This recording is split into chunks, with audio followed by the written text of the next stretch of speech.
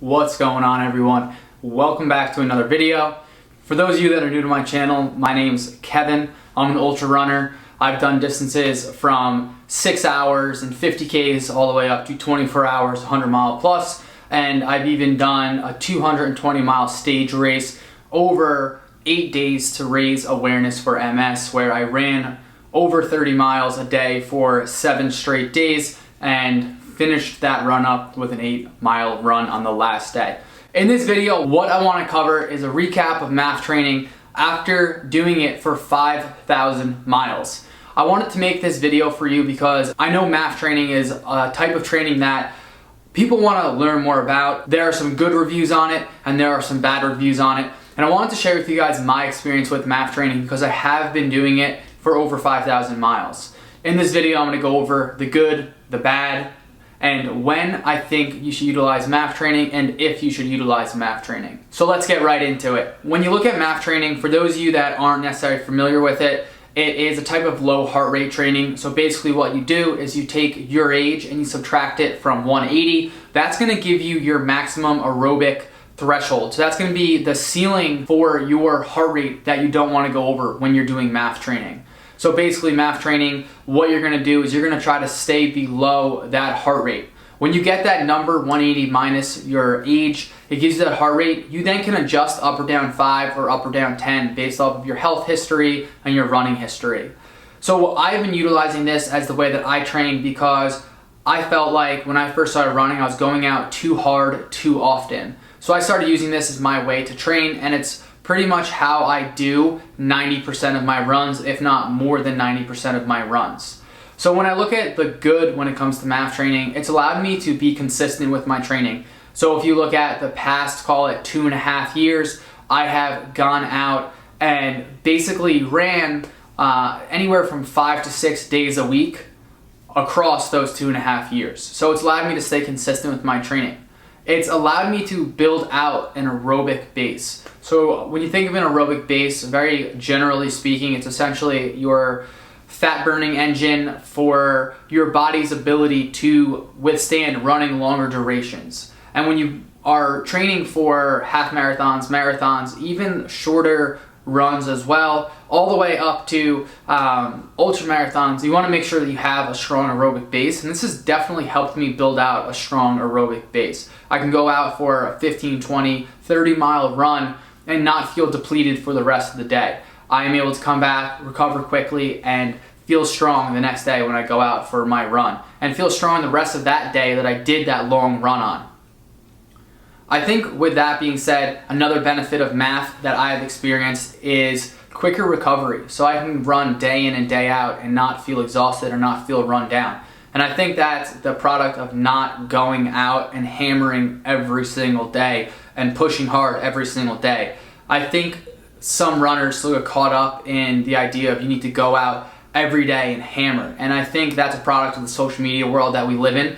But I think going out hammering every day is one of the fastest ways for you to get injured and for you to not be able to continue running and keep that consistency up.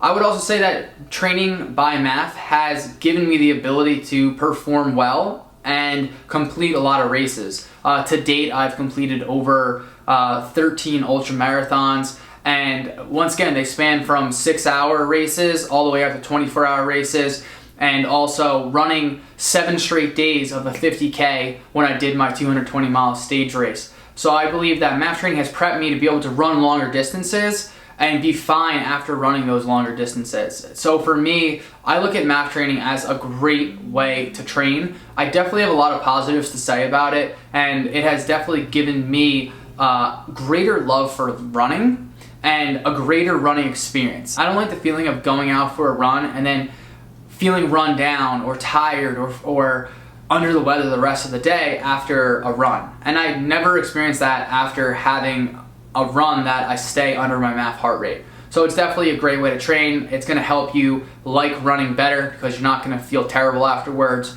So that is really the way that I look at MAF training and what it's done for me. So definitely a lot of benefits there.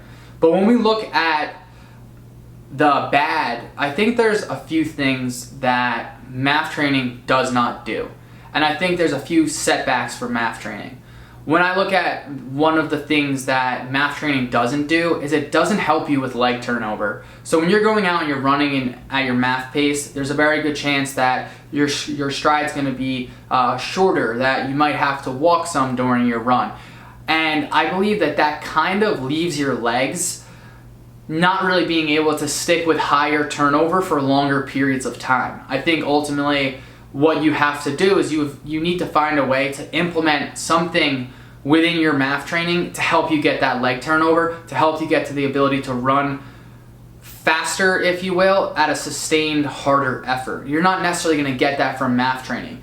I didn't get it, so for me, I've had to add in strides, or I've had to add in kind of what I consider reverse hill work, where I'll run harder down a hill to get that leg turnover without getting my heart rate too elevated. So I think that's one of the first things that MAF training comes up short in, is that you're not going to be getting that leg turnover that you're going to want when it comes to that speed.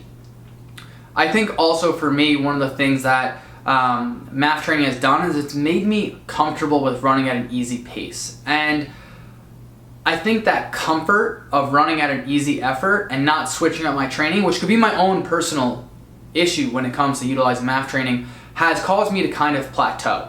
And that's me being honest with you guys. I think that in order for me to get better at running and to get better at training, I'm gonna need to add in 1 to 2 days of speed work or intervals or something like that on my runs in order to see results that are what I think I can get to, in order to reach my potential. Right now I don't believe I'm reaching my potential because I'm doing so many runs so often at an easier effort, slower pace, where I think it would be really beneficial for me if I add in those 1 to 2 days of speed work or interval work to get that leg turnover, to get my body feeling more comfortable with being uncomfortable, if you will, more comfortable with running at a harder effort.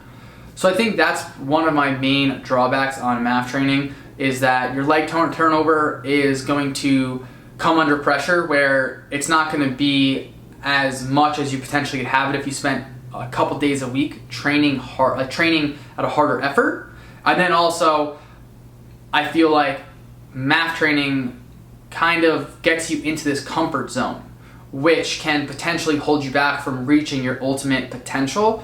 So those two things I would say are the main drawbacks that I think when it comes to MAF training. But ultimately, when it comes to MAF training, I believe that most runners should implement some type of MAF training into their training. I think it's a great way to keep yourself honest when you go out for a run, because it's easy to say that you're going to use a scale of rate of perceived exertion, or RPE, but yet you could be going out and running too hard. When I look at MAF training, it's kept me honest. It's kept me going out and running at an easier pace, at a slower pace. And ultimately, that has benefited me tremendously. So the way that I think you can implement it is in your build. If you're building up for a race, I think the first couple months of your build up should be in an aerobic zone. I think that ultimately you should be doing some type of MAF training or low heart rate training to make sure that you're staying in that aerobic threshold, or under that aerobic threshold, I should say. And I think that is something that you should do. And I think that's a big part of training for any type of endurance race, is having that time dedicated to building your aerobic base. After that, I think it's beneficial for you to start adding in at least 1 day of speed work, whether that be intervals, strides, hill repeats. I think that can be the next phase of your training, and adding that into your MAF. I do believe in 80-20 training now. I think having 80% of your training be easy, low heart rate, relatively easy effort should be 80% of your training, where I think you should have that 10 to 20% of strides and intervals and other types of endurance type training in order to really maximize your ability to run hard and to run far and not get too tired. Ultimately, I think other people that should utilize MAF training are individuals that are just getting into running. If you're just starting running and you're just starting to train, I think focusing on low heart rate training is going to be extremely beneficial, because that's going to help you stick with it, stay consistent, keep you not feeling like garbage after your runs, and it's going to keep you injury free. Right? I don't want to say injury free, but it's going to keep you less likely from getting an injury, because you're not going out and pounding as hard and running as hard. So I would say ultimately MAF training is a great way to train. I think there's a lot of benefits for you as a runner, and for somebody that's wanting to get into better physical shape. Maybe you want to run your first half marathon or your first 5K. I definitely think MAF training is something that is beneficial. It's been a great experience for me. I'm going to keep running, utilizing MAF training as part of my training system, and it's something that I look forward to continuing to develop and continuing to use. So if you like this video, make sure to drop a comment down below. Let me know if you've tried out MAF training, how it's worked out for you. Would love to hear your results. If you have any other running topics you want me to go over, drop those down in the comments as well. Would love to talk to you guys about other running topics and my experiences within running. Thanks so much for watching. I'll see you in the next one.